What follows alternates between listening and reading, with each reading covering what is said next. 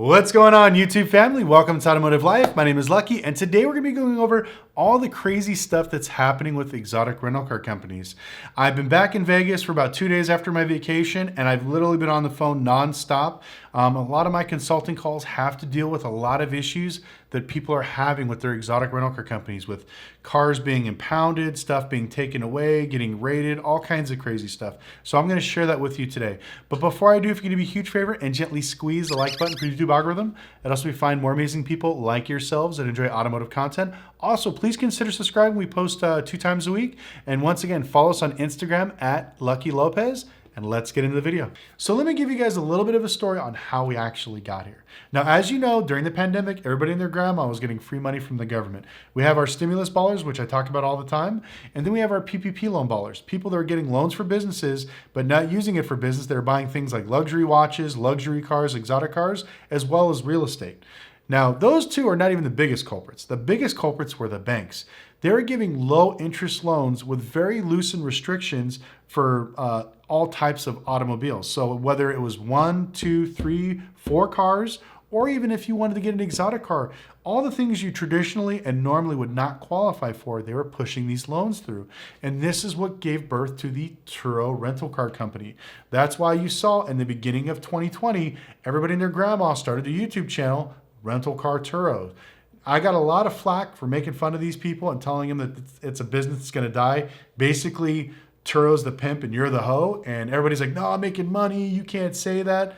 Yes, back then in 2020 and 21 and 22, at the beginning of it, you could make pretty decent money, about $100 a day on an $8,000 to $10,000 car. I mean, people were killing it. Now, fast forward, people were doing so well with it. They were paying off their cars. They decided, let's upgrade. Let's go to luxury cars. So then they started buying Mercedes, BMWs, Lexuses, Cadillacs, and putting up their on Turo for $200 to $400 a day. And they were making good money. 2020 was booming. 2021 was booming. So what's the next logical step? Let's do exotic rental cars. Now, at this time in 2020, a lot of states were still allowing Turo to post them on there. So people were buying these Lamborghinis and posting them on Turo, these Ferraris, and doing the same thing. And it was working out really well. They're making $1,000, $2,000, $3,000 a day. But what happened is as these cars were getting rented out, people were crashing them. They're having incidents, problems, just all kinds of issues. And Turo quickly realized that it's not enough money they're making off there to justify the cost of actually insuring these things. Because, you know, they crash one, they have to pay out $200,000, $300,000, and they have to have as many of them on the platform to make that money back, and they don't. So they found out it was unprofitable. So a lot of the areas kicked off exotic cars or kicked off cars that were over a certain dollar amount. Every state's different, but a lot of you guys know what I'm talking about. So all of a sudden, now you have all these people that have Lamborghinis, Ferraris, Aston Martins, Audi R8s that can't put them on their platform. What do they do with them? That gave birth to the illegal rental car companies. And that's what a lot of them are out there today. And that's what I want to talk to you guys about. There's a lot of breaking down, and there's going to be a lot of people going out of business because of these stupid companies. They're doing everything completely illegal. We've made fun of them before. I call them broker jokers, people that don't actually own exotic cars. They like take them from other people and run them out to other people with a paper contract. And now they're finally getting shut down. We've talked about it for a while, but I've personally got confirmation from somebody in Miami, 2 people in Atlanta, and 1 person in LA. Now, not only the police department, but the DMV, DNT, whatever your transportation authority is in there, they are actually shutting these illegal rental car companies down. Now, this all started because there's a lot of people out there that are renting cars with no license. There are rental car licenses to get. They're just very hard to get, and the process to getting them is complicated. We explain it in our classes. If you want to do a consulting call, I'll tell you how to do it. It's a big pain in the ass, but you can do that. But the main reason why is because with exotic rental cars, you cannot get insurance. And if you do, it costs a fortune. You're talking about $50,000 to $100,000 to start your policy minimum, and you got to have 3 to 12 cars, depending on your state, to start your policy. So you already need millions of dollars of vehicles. And even in some states, they require you to own your vehicles outright before they give you a commercial policy. And then on top of that, you're looking at anywhere from $2,000 to $5,000 a month per car to insure these exotic rental cars. And that's why I tell a lot of people when they're like, why don't you get back into exotic rentals? Why don't you do that here? I've talked about it a bunch. I know Houston's talked about it. You can go check out his channel, Royalty Exotics. They have a bunch of cars. He'll tell you the same thing. It's not worth the money. There's another really great guy to watch. His name's Rob Freddy. He's been doing it for a long time. He's in New Jersey, New York. He'll tell you flat out, it's not worth the headache. The only reason I stayed in it for so long is because my insurance policy grandfathered me in. I had regular cars before I jumped into the exotic car realm, so I had a good track record. That's why when I tell people when you start your company, you never ever file a claim. You always use the other person's insurance. But what's happening is we've told people the right way to do it. They just can't afford to do it. So what are they doing? They're taking cars that are registered either in their personal names or other people's names and renting them out to people. They pay some $200 an hour attorney to write up a legal contract binding them to the thing. But I'm here to tell you, insurance companies are getting smart, and the DMV and the police department and the feds, they're all getting a lot more smarter. They know that if you're not a business, you're not covered. So let's go into the insurance part of it. Well, I've gotten about maybe 4 calls this last 2 weeks of people that rented out exotic cars to other clients and they've crashed them, damaged them, and their insurance companies are not paying. Now, why is that? Well, if you're not an actual rental car company, the insurance companies can fight you, and depending on what state you are in, they can actually deny your claim 100% complete because you're a regular person. Now, you can show them a contract saying, oh, he agreed, blah, blah, blah, but in your actual insurance binder, your insurance policy, it'll say, we will cover rental car lossage or rental cars or businesses that loan you a car, not a person. So what happens is it turns into a civil matter. So now you got to go to court and sue them. And even if you do win, a lot of times the insurance company can get out of paying it because they'll just say it's civil. You can go after them. Then you have to go after their homeowners policies for their houses. If they even own a house, it's a big pain in the ass. So that's the first thing. So a lot of these people that I know that were in Atlanta, they didn't own any cars. They were using other people's cars and they were renting them out. Oh, buy this Lambo, I'll get it. I'll rent it out for $2,000 a day. I'll keep $1,000. I'll give the customer $1,000. Well, that's fine and dandy as the money's coming in. But once they have a claim and the car's sitting there for 6 months, damaged, they can't get money from the insurance company. The poor customer's left with making payments on it, and the broker joker just disappears because he has no legal binds to the car. He doesn't care. And all these people are going to the feds, to the police, to the DMV, and filing all these complaints against all these broker jokers or these exotic rental car companies. And it's finally came and bit them in the ass. Now they're starting to do task force to go out and rent these cars from certain people. The guys in Miami, they were turned in, I think, by their competition. They basically went down there, asked them what their license was, were the cars registered in the company name, were they insured in the company name? There were, I think, like leases from other people, different companies, whatever else. And so they impounded them. And not only did they impound them, they put a 90-day hold on them to figure out what's going on. So the customers, whoever they are, have to basically pay half of that storage up front, or they will lose their car. They will notify the banks or whoever actually owns them, and they will have to get their cars back. And this is what's happening all over the US. It's finally coming about. Another thing, these people that are renting out other people's cars, stop it. Don't mess with the broker jokers, leave it alone. If your car is on Turo or Hire Car or whatever other apps you have, if they still have it in your area, I'd be honest with you, sell out of your exotic cars. It's not worth the headache. Now, I know a lot of you guys are thinking, well, I want to do exotic cars. I want to make the money. I know there's good money in it. There is if you're in a certain city. If you're in Tennessee and you don't see anybody there and you're like, well, I'm in Nashville, it's a big city. No, it's not. Unless you're in like LA, Vegas, New York, Miami, not even Atlanta. I wouldn't even count Atlanta. If you're in one of those 4 cities, don't even try it. You'll make money, but to make it sustainable long-term and to do it correctly, it's not worth the financial headache. You're gonna have to spend hundreds of thousands, if not millions of dollars to get that exotic rental car company up. And then on top of that, some of these guys are being sued because they don't do the maintenance on it. There was an Aventador that somebody was driving, I think it was in Atlanta, where the back tire blew out. It was completely bald. The wires were showing. These guys are renting out these $300,000 to $500,000 cars, and they can't even afford to put tires on it. They're not doing the maintenance on it. Some of these cars have salvage titles, so we don't even know if they're rebuilt correctly. I know there was a guy in Miami that got sued because he gave somebody a Huracan and the front diff locked on him because the car, when it was wrecked, they didn't straighten out the frame all the way, and it put too much binding on the front diff and it locked up, and the guy wound up crashing into the wall. So I know he won the lawsuit from the guy's insurance only because he had a dealership. But these are some of the things you need to worry about, and you need to start asking these questions. So if you are an exotic rental car company watching this thing, you need to sit down and ask yourself, do I actually have a correct license?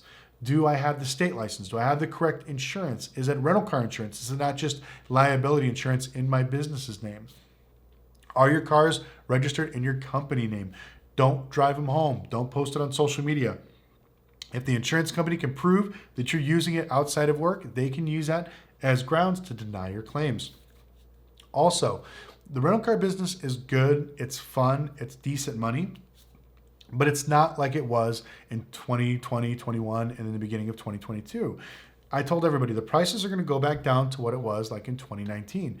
And here in Vegas, you can rent a car from Hertz Budget Enterprise for $25 a day.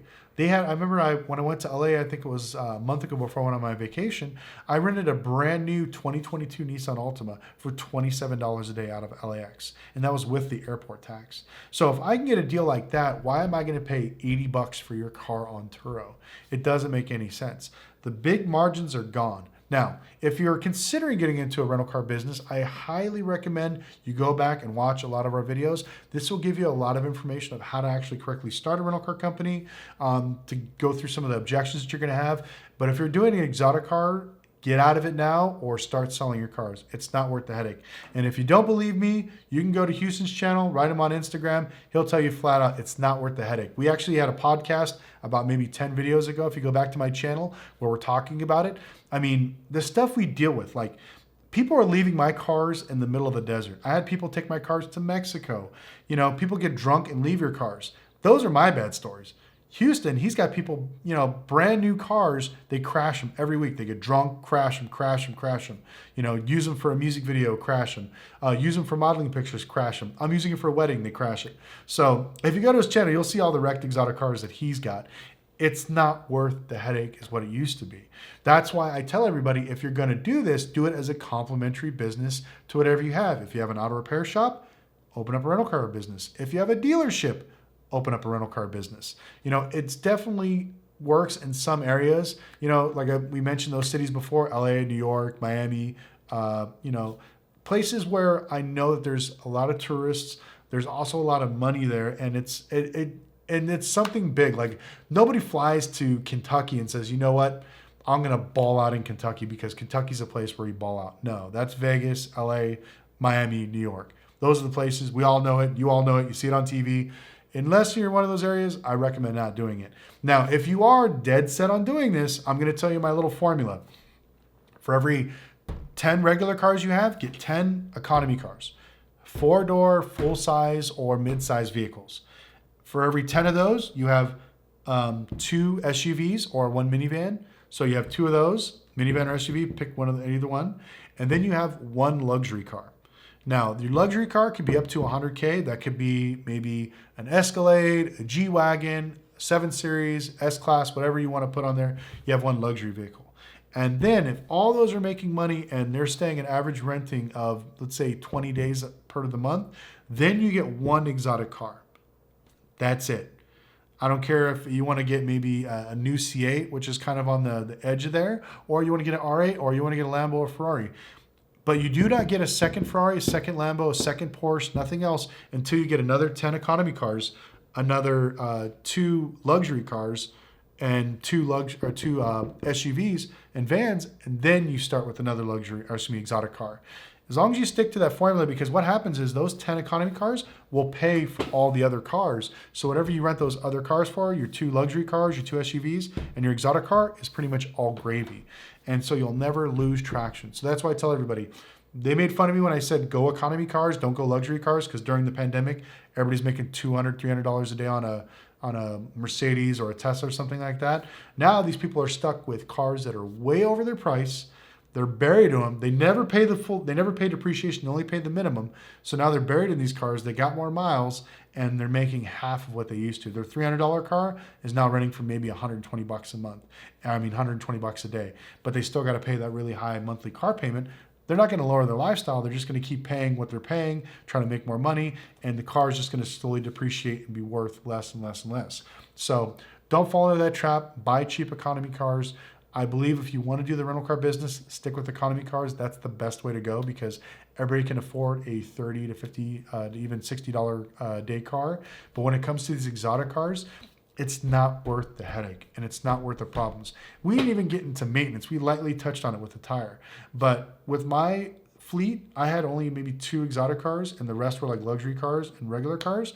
You know, if you're not spending $5,000 to $10,000 a month in maintenance, tires, oil changes, stuff like that, then you're doing it completely wrong. You're just neglecting your cars. And if you watch Houston's channel, I think he spends upwards of like $20,000 to $30,000 a month on maintenance. We're talking oil changes, tune-ups, tires, wheels, you know, the normal stuff, that things that customers screw up that you don't catch or not able to bill through their insurance. And if you do have a major damage, that's another thing. Even if you are a rental car company and you do it legitly and you get your insurance, there are times where people will crash your cars and the insurance company will not pay even though their customer's in the wrong. You as the person have to pay for it. You don't call your insurance company and cover the damage. So sometimes I would pay, you know, I remember was it like I think it was a 2017 Nissan Altima that I had back then. They smashed the front end. Car's totaled out, but the insurance company denied my claim.